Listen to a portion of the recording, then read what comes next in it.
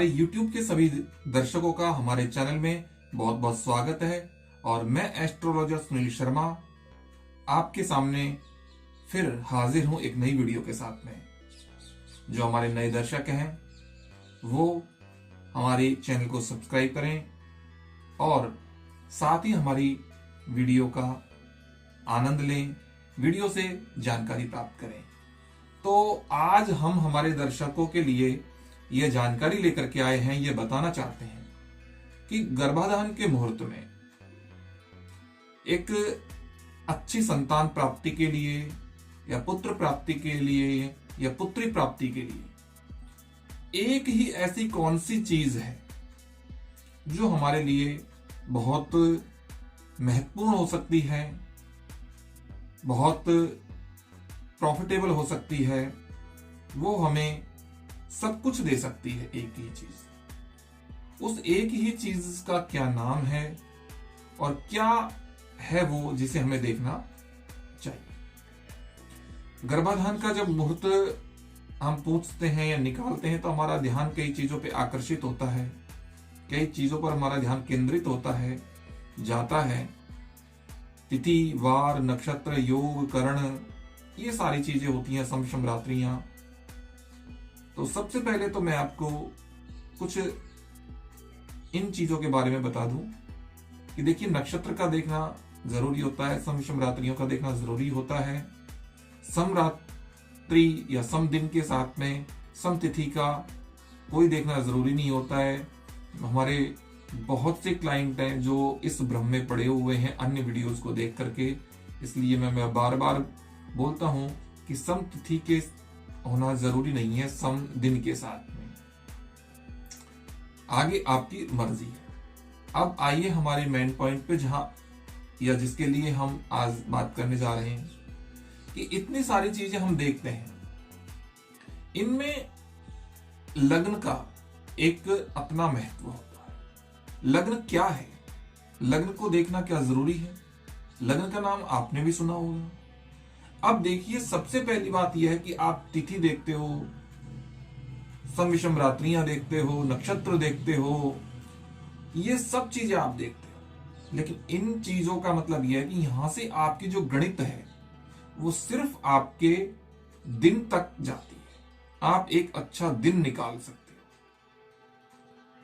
लेकिन जब बात एक समय की आती है कि किस समय में गर्भाधान किया जाए, तो वहां पे लग्न का नाम अपने आप उत्पन्न हो जाता है, पैदा हो जाता है।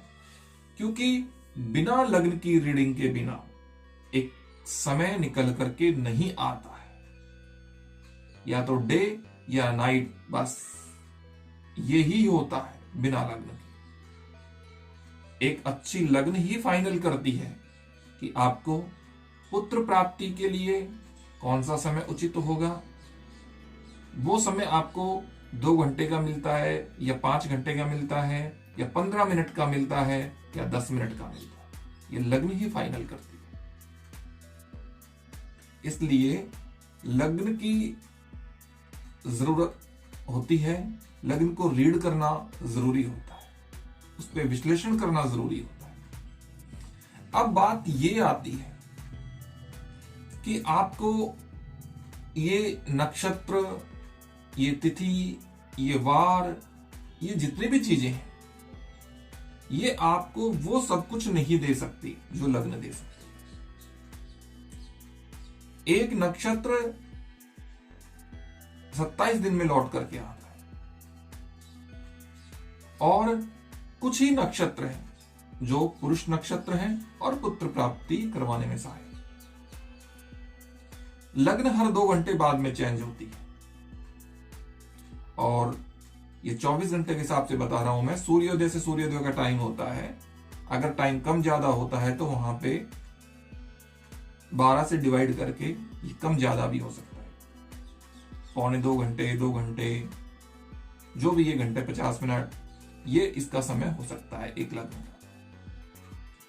तो एक ही दिन के अंदर अगर कभी ऐसा समय भी हो कि कोई नक्षत्र ठीक ना हो या कोई वार ठीक ना हो, या हो भी तो भी लग्न की जरूरत तो होती है। तो उस समय में आपको लग्न बहुत कुछ दे सकती है। लग्न ही है जो आपके समस्त दोषों का नाश करके और आपको एक शुभ समय दे सकती है। जब किसी बच्चे का जन्म होता है तो हमारे जो पृथ्वी के पूर्वी क्षितिज पर जो राशि उदित होती है उसको हम लग्न कहते हैं।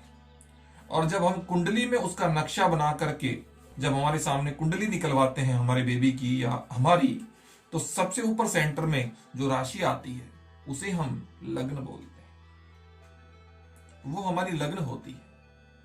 मैं आपको थोड़ा सा यहां मैंने बना रखा है, ये इसके माध्यम से मैं आपको समझाना चाहूंगा कि ये इस तरीके से जो हमारी एक कुंडली होती है, इसमें ये जो बीच सेंटर में जो राशि होती है वो लग्न होती है। और उसके बाद में फिर जैसे जैसे 1 2 3 4 5 6 7 8 9 10 11 12 इस तरीके से ये जो हमारी राशियां होती हैं, ये 12 घरों में ये सब 12 भाव होते हैं। तो इनमें राशि कोई सी भी हो सकती है, कोई सी भी आ सकती है, क्योंकि हमारी पृथ्वी घूमती रहती है और अलग अलग लग्न उदित होती रहती है पूर्वी क्षितिज पे। अब सबसे पहली बात यह है कि अगर पुत्र प्राप्ति के लिए अगर हम कोशिश कर रहे हैं तो उसमें हमारी ये लग्न कैसे मदद करेगी, कैसे हमारे लिए ये हेल्पफुल हो सकती है। तो उसी समय की हम लग्न बनाते हैं। हम उसको मोबाइल में भी देख सकते हैं, आजकल बहुत से ऐप होते हैं तो हम देख सकते हैं। तो यहां पर बीच सेंटर में जो ये मैंने राशियां लिखी हैं, ये मेष वृष मिथुन कर्क सिंह कन्या तुला वृश्चिक धनु मकर कुंभ और ये मीन, ये 12 राशियां हैं। इनके जो गुण है उसके हिसाब से पहली राशि पुरुष, फिर स्त्री पुरुष, स्त्री पुरुष, स्त्री पुरुष, स्त्री पुरुष, इस तरीके से 12 राशियां हैं। और इन 12 राशियों के जो स्वामी ग्रह हैं वो ये 9 ग्रह हैं। तो इन राशियों में पहले ये पुरुषत्व और उसके बाद में ये पुरुषत्व, अगर जैसे सूर्य, मंगल और बृहस्पति, अगर मान लो ये 3 ग्रहों की अगर यहां पे राशि है, जैसे सूर्य की मेष और वृश्चिक है, सॉरी मंगल की मेष और वृश्चिक है, सूर्य की जैसे सिंह है और बृहस्पति की जैसे धनु और मीन है। उसी प्रकार से ये जो राशियां हैं अपने आप में जो पुरुषत्व इनके अंदर है, जो खुद पुरुषत्व का गुण रखती हैं वो, और यदि ऐसी राशियां हो जिनके स्वामी भी पुरुष ग्रह ही हो तो उनमें पुरुषत्व ज्यादा हो। अगर वो राशियां लगन में उदित होती हैं और उस समय में अगर मान लो गर्भाधान किया जाता है तो वो पुत्र संतान प्राप्ति के लिए हेल्पफुल हो सकता है। दूसरी बात आती है कि ये जो जीवन के जो हमारे सुख दुख या जो भी हमें आवश्यकता होती है उनके सबके भाव होते हैं, ये सारे, जैसे 1st, 2nd, 3rd, 4th, 5th, 6th, 7th, 8th, 9th, 10th, 11th, 12th, इस भाव से जीवन का सब कुछ देखा जाता है। ये प्रिंसिपल है, ये हेड है हमारी कुंडली। इसलिए यहां पे पुरुष ग्रह की राशि होगी,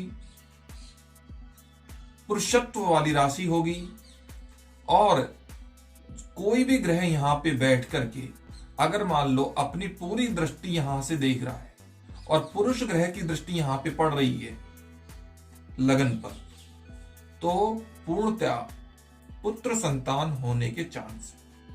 अगर स्त्री ग्रह की राशि यहां बैठी हुई है तो और स्त्री ग्रहों की दृष्टि पड़ रही है तो यहां पे पुत्री होने के चांस है, यानी बेटी होने के चांस है। इसलिए ये हर 1.5 से 2 घंटे के बीच में ये लग्न चेंज होती रहती हैं, राशियां बदलती रहती हैं, इसलिए हमको किसी भी दिन के मुहूर्त में ये मदद कर सकती है। डे में, नाइट में, किसी भी दिन के मुहूर्त में हमको ये मदद कर सकती है, हमको एक अच्छा मुहूर्त निकाल करके ये दे सकती है। उसके अलावा जीवन के सुख या दुख, माता पिता को कैसा रहेगा कैसा नहीं रहेगा, वो बात की बात है। लेकिन अब छोटा सा आइडिया अगर जीवन के सुख दुख का देखें तो हम देख सकते हैं कि जितने भी पाप ग्रह हैं वो बुरे स्थानों में होने चाहिए, जैसे 6, 8 और 12। इन स्थानों में जो पापी ग्रह हैं वो रहने चाहिए, और जो शुभ ग्रह हैं वो यहां केंद्र और त्रिकोण में होने चाहिए। अगर यहां बैठे हुए हैं तो वो बच्चा जीवन में एक अच्छा काम करने वाला, यश प्राप्ति जिसको मिले, ऐसा होनहार बालक वो हो सकता है, स्वास्थ्य से भी अच्छा हो सकता है। तो ये जो सारी चीजें हैं, लगन सबसे इंपॉर्टेंट चीज है जो देखना अवश्य है, और लग्न ही टाइम को फाइनल करती है, समय को फाइनल करती है। इसलिए लग्न को रीड करना बहुत आवश्यक होता है। तो आज की वीडियो में बस इतना ही, फिर मिलेंगे एक नई वीडियो के साथ। वीडियो अगर आपको पसंद आई हो तो हमारे चैनल को सब्सक्राइब कर लीजिए, और साथ ही हमारी अन्य वीडियोस को भी देखिए। वीडियो अच्छी लगती है तो वीडियो को लाइक करिए, शेयर करिए, कमेंट करिए, और साथ ही हमें इजाजत दीजिए। फिर मिलेंगे एक नई वीडियो के साथ में, तब तक के लिए नमस्कार।